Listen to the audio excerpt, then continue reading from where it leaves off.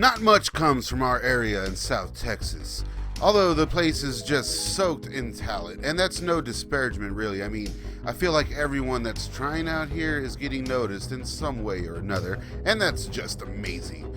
But it's a pretty unimaginable feat what one regular old long-haired metalhead from Alice, Texas, Marcos Leal, achieved along his path. A pathway that more than likely crossed paths with Pinfield. I forgot to ask you, man, did you ever meet Matthew Pinfield? What's he smell like? Alice, Texas is a small town about 40 minutes from me and about 5 minutes from goddamn nowhere. I actually got my start playing horrible punk rock music there in the early 2000s. Back then, everyone from Alice, Texas looked like they were either in the Strokes or at the drive-in. And I really miss it. Anyway, Marcos Leal is getting the chance to live out some of our wildest dreams, touring alongside some of metal's all-time great bands like Slayer. I mean, being under the tutelage of the legendary Chuck Billy, sharing bathrooms with Papa Roach. Well, maybe that last one's just a fantasy of mine, but you get the idea. These dudes took the metal world by storm, and Marcos Leal, a dude that I personally saw get going and take off, well, he was nice enough to sit with Staunch TV and tell us a little bit about it. Yeah, man, it's as you know, you've known me since I was just starting out, man. I started out, here in Alice and Corpus and in Beeville. I mean, I got to give props to Biggie there from Seed, man, because that guy was the first guy to really take me under his wing and kind of show me how to make a dollar in this business. You know what I mean? So I definitely owe Biggie a lot there. But it's one of those things where I've been going at it since probably about 2006 when I started singing. Started singing. I don't want to say professionally, but started writing my own music. I was singing in of all things an El Nino cover band before that. So, oh really? So it kind of worked out. But no, man, we got Shattered Sun going, man, and we played through all these markets down here and just really tried to do everything that we could, and finally we caught a break when Johnny Z, who discovered Metallica and Anthrax and Testament, and as well as Chuck Billy and Maria Ferrero, kind of found us here in Corpus just by chance fate, dude. We did a tour with Spineshank, and Mike knew Maria, and I kind of begged Mike to put in a good word with me somewhere, and that's how it happened, and they came down to Corpus and showed up to a little barbecue for us, and we played in a living room, and that's how we got our first break, man. Got signed to Victory, and right out the gate sold about 20,000 records of our debut album, and it just kind of, that's where it started, you know what I mean, and how it got moving.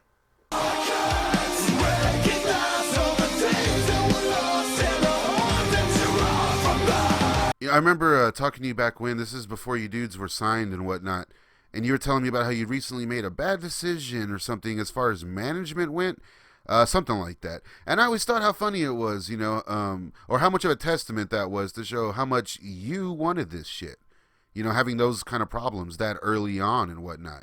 It was a lot of grind, man.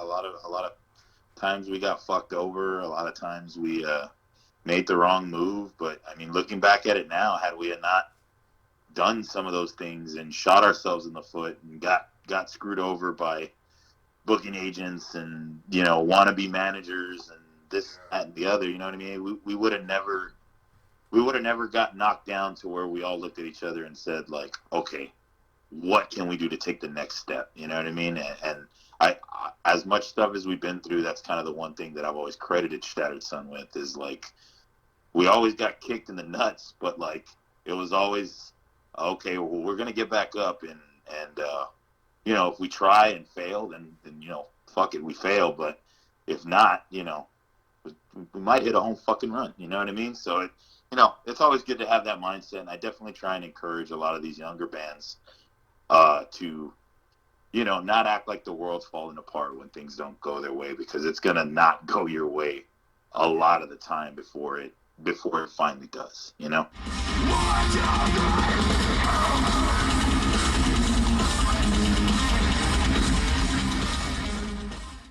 were all still, we were in our 20s, but we were all still very young and naive, man. And you know, it was a lot of right place, right time. It felt kind of like a magic carpet ride. We were definitely dumped in the fire. You know what I mean? I think Johnny Z and Chuck Billy and Maria, I think they wanted to make a statement, and I think they wanted to prove, hey, we can go take this nobody band from the middle of nowhere and put them on the scene. And they definitely did just that, dude. So for us, it was like, oh my God, there's a dream come true. And I'll never forget the feeling of like finding out like, okay, your first tour is going to be with Testament and Exodus, and you're opening the show, and guess what? All the thrash fan hates you. You know what I mean? That was kind of like my, welcome to the show, rookie type moment. You know what I mean? And again, man, it was just like being dropped in the fire. Like you just dropped in the deep end. No, hey, this is how it's going to be. I remember thinking like somebody was going to come out and give us like a handbook of like, this is what you do, this is what you don't do. And it wasn't that way. It was just like, go out and start throwing chingazos, dude, like as hard as you can. And, it all came in one. So it was like the first tour was Testament Exodus. Second tour was Mayhem Fest. The third tour was Soulfly. And we knew all about this, within a month of us signing. And we knew when our album was going to come out. And I don't think any of us really anticipated that it was going to blow up like that, but it definitely did. And I owe Chuck and Johnny and Maria and Victory too. I know things didn't really end well with us in Victory, but man, if it wasn't for them, there's not very many bands out there right now that a label's going to come out and be like, oh, they're from where? Alice, Texas? Yeah, let's dump a couple $100,000 into them. You know what I mean? Like I don't think that's happening, too much. So I'm very, very thankful for them and like how things played out. And, I learned a lot about the business from them, a lot of what to do and unfortunately a lot of what not to do. So it's, it's all a learning experience, man. So how many albums have you done so far? I remember the first two with Victory. Yeah.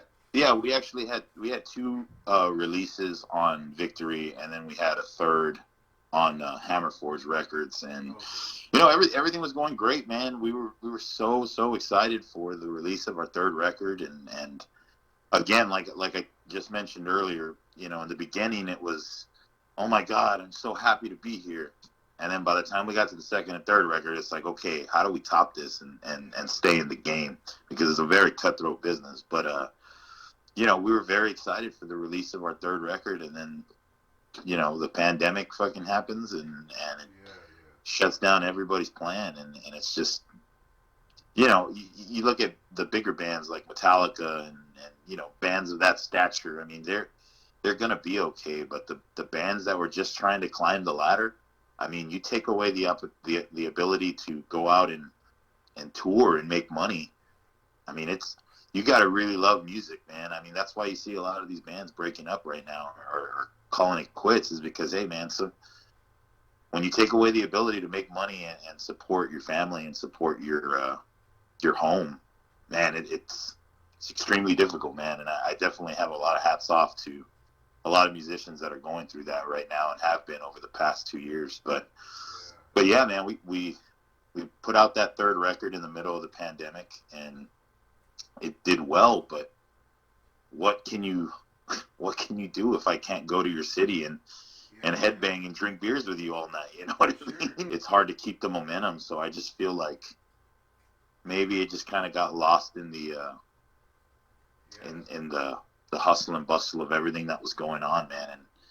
And I feel this way too. I mean, who wants to go see a band when people are dying left and right around you? So I understand, and I'm not bitter about it. It's just a tough thing, and I try and educate people who are not in the music industry to really understand, like, hey, like, our industry stopped from one day to another. No loans, no nothing. Like, this is it. Find another job. Go work at Whataburger, bro. Like, you know what I mean? Thankfully, I was very fortunate to fall in the situation with El Nino, and the job that I do here at home is essential. I'm a truck driver with with my dad when I'm not touring. So it's you know, I've been blessed in that situation, but I know there's a lot of people that have really had it out hard, and I feel for them very much. And dude, if I'm being completely honest, I didn't even know there was a third album until looking into it.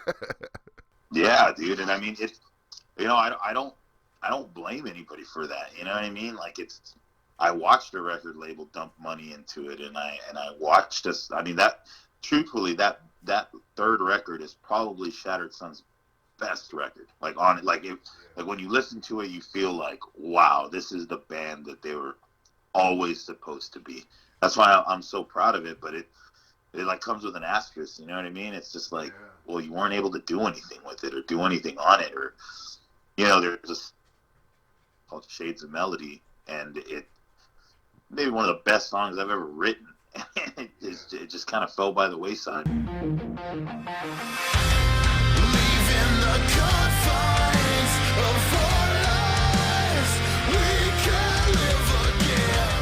Just curious, man. You know, Victory Records doesn't really have the best reputation in the music industry, meaning that a lot of bands they've worked with have spoken out negatively about them. Is there any kind of insight or opinions that you can share on that? Yeah. I think with Victory, man, like, I'll say this, not a knock towards them, but one of the things that I learned in this record label that I try and educate a lot of these younger bands on is, when we first got in, everybody was throwing their arms around us and saying, oh, you're family, you're my brother, you're my this, you're my that. But as soon as the ship gets rocky, there's no more family, there's no more brother, and there's no more any of that. Now you're just a fucking liability. And I think, you know, when I say, you know, we were naive, you know, when the ship got rocky, I turned to look for my families and my brothers, and, you know, I was met with real life business, and, you know what I mean, accounting and CPAs, and I found out very quickly that, you know, that's not the case. And, you know, you have to trust the word of your bandmates and trust the word of the people that are really your family and really your brother, as opposed to people that are looking to make a profit off of you. And again, I don't say that to trash Victory, because they did take care of us very well. But, you know, I learned that lesson through them. And it's something that I'm very cautious of today when I make deals or when I get into anything. I have my guard up because of the way that situation ended. And I think it was best for both parties that we parted ways. And fortunately, Hammerforge was there to kind of believe in us and pick us up. And you know, our contract with them really isn't up. You know what I mean? I think things are in kind of limbo because, again, if you can't go out and tour for a record, you know, it's hard for both sides. It's hard for the band. It's hard for the label. So, you know, that's kind of where Shattered Sun is right now. But I think people get this. Misrepresentation of it because I'm in El Nino now, thinking that, oh, well, Shattered's not doing anything because of El Nino, when that's absolutely not the case. It's more of the business has hindered, you know, the band, and we really can't do anything until we know that it's safe out there to go out and tour again. You know what I mean? To hear all about Marcos Leal's time in El Nino so far, subscribe, like, and share. Now, the best things you can do to help the channel is liking and sharing this video, so please do that. A little goes a long way. And check out the rest of the channel, why don't you? I'll put some videos down in the description that I think all you guys will just love. Thanks for watching, everybody. Let me know what you thought down in the comments. Hit that like, hit that subscription, and also hit that little notification bell in order to stay up to date with Staunch TV. Part 2 of my interview with Marcos Leal coming soon. Word to your mother, get yourself a goddamn Staunch TV t-shirt. We also got hoodies, we got mugs, we got other cool shit on there. Get yourself something. Vanilla Ice has one. Don't you want to be like Vanilla Ice? Doesn't everybody want to be cool as Ice? Don't be a dick. Get a shirt.